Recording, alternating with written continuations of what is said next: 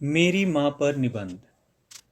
भगवान से भी नहीं हो सकता, इसलिए उसने माँ बनाई।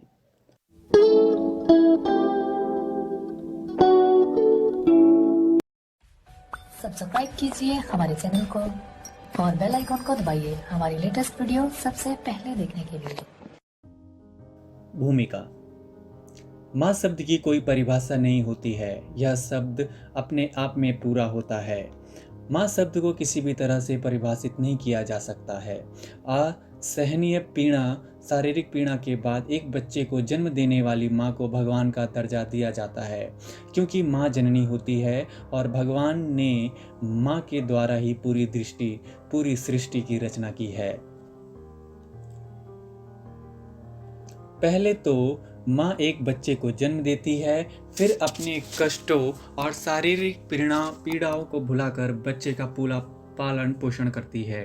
माँ हमारे जीवन का एक बहुत ही महत्वपूर्ण हिस्सा होती है, क्योंकि माँ बच्चे की प्रथम पाठशाला होने के साथ साथ एक अच्छे शिक्षक व दोस्त भी होती है और बच्चे को सही राह दिखाती है। माँ दुनिया में सबसे अधिक प्यार दुलार केवल अपने बच्चे से ही करती है, लेकिन जब बच्चा गलत राह पर चलने लगता है तो माँ अपने कर्तव्य को निभाना भी अच्छी तरह से जानती है।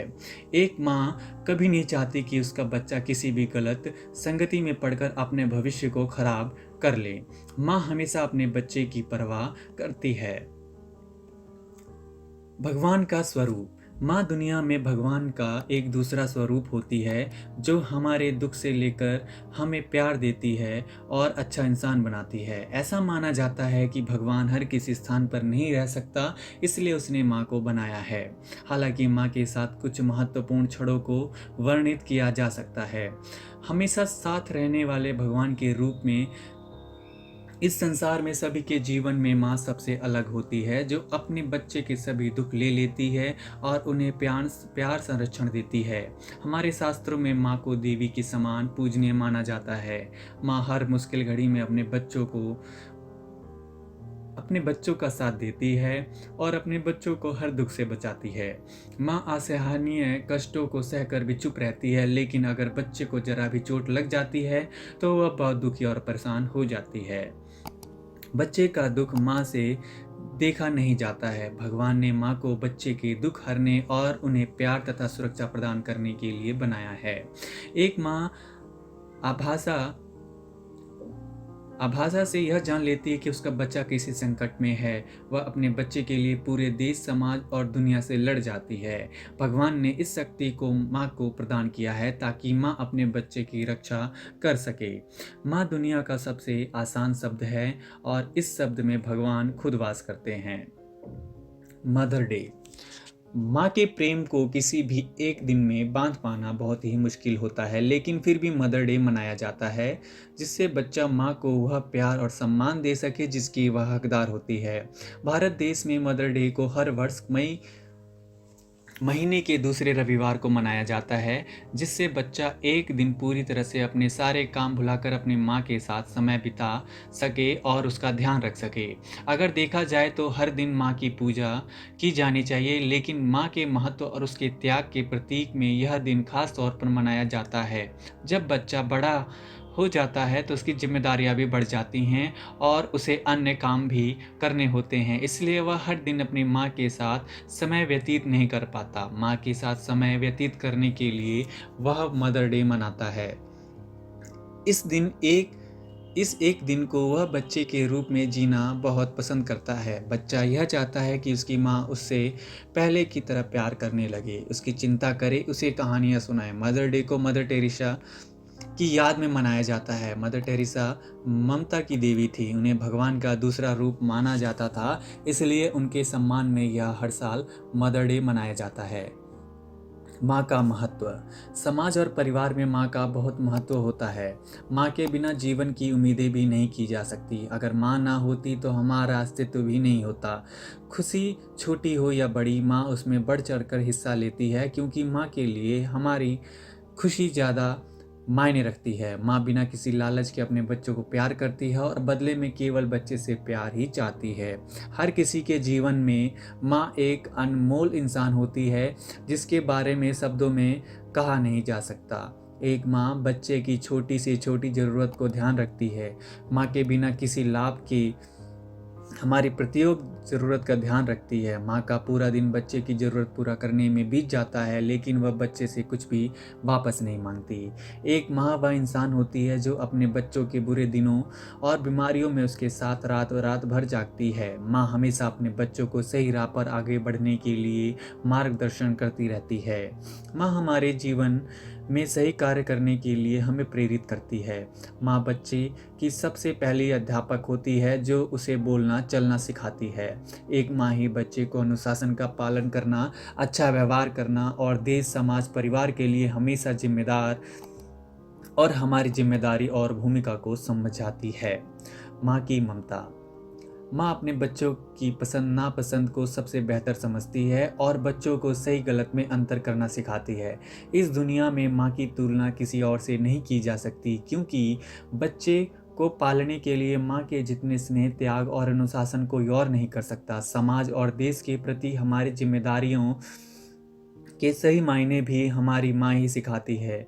माँ ही बच्चे को नई नई बातें सिखाती हैं और सही सीख के साथ आगे बढ़ने के लिए प्रेरित करती है, जिससे हम पीछे ना रह सके। बच्चे बड़े होने पर अपने स्तर पर माँ और उसके जीवन को अलग अलग पहचान और महत्व देते हैं, लेकिन माँ बिना किसी पहचान और लालच के अपने बच्चों के साथ कष्ट व प्रताड़ना को सहती हुई पालन पोषण करती है। हम कहीं भी रहे, माँ का आशीर्वाद हमारे साथ रहता है। माँ के आशीर्वाद के बिना रहना हमारे लिए कल्पना से भी परे है। माँ के प्रेम की तुलना किसी और चीज़ से करना सूरज के सामने दिया जलाने के समान है। सुबह के समय वह बहुत ही प्यार के साथ बच्चे को उठाती है और रात के समय बहुत ही प्यार के साथ कहानियाँ सुनाकर बच्चे को सुलाती है। माँ बच्चे को स्कूल जाने के लिए तैयार होने में मदद करती है और बच्चे के लिए सुबह का नाश्ता, दोपहर का खाना भी बनाती है। माँ दोपहर को स्कूल से आने का इंतजार करते हुए दरवाजे पर खड़ी रहती है। माँ बच्चे का होमवर्क करवाती है। परिवार के सदस्य अन्य कामों में व्यस्त रहते हैं, लेकिन माँ सिर्फ बच्चे के लिए समर्पित रहती है। जब बच्चे को कोई हानि होती है तो माँ को दूर से ही आभास हो जाता है कि उसकी संतान पर कोई संकट है। माँ की ममता ऐसी होती है कि बच्चा अपनी माँ से बिना डरे हर बात साझा कर सकते। चाहे बच्चा कितना भी बड़ा हो जाए, लेकिन वह माँ के लिए सदैव ही बच्चा रहता है और एक बच्चे की तरह ही उसकी देखभाल करती है। माँ की आवश्यकता।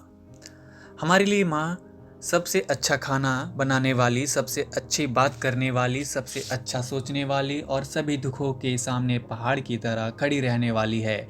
लेकिन माँ ज़रूरत पड़ने पर अपने बच्चे के लिए अच्छा भविष्य के लिए उसे डांट भी सकती है। माँ बच्चे को सही कामों के लिए सदैव समर्थन देती है। माँ हमेशा परिवार को एक बंधन में बांध कर रखती है। माँ अपने बच्चों के बारे में जानती है और माँ यह भी जानती है कि बच्चे को किस तरह से सही रास्ते दिखाना है। माँ का सबसे अधिक समय संतान की देखभाल में ही गुजरता है। एक माँ ही संतान में संस्कार प्रदान करती है। एक माँ बच्चे की सबसे पहले गुरु होती है। आरंभ में संतान सबसे पहले और सबसे अधिक माँ के संपर्क में ही होता है, इसलिए माँ के मार्गदर्शन में ही संतान का विकास होता है। केवल माँ ही अपने बच्चे को महान संतों, महापुरुषों की जीवनी सुनाकर महान व्यक्ति बनने के संस्कारों को कूट कूट कर भरती है। एक माँ ही संतान को सामाजिक मर्यादाओं में रहना सिखाती है। एक माँ ही संतान को उच्च विचारों का महत्व बताती है।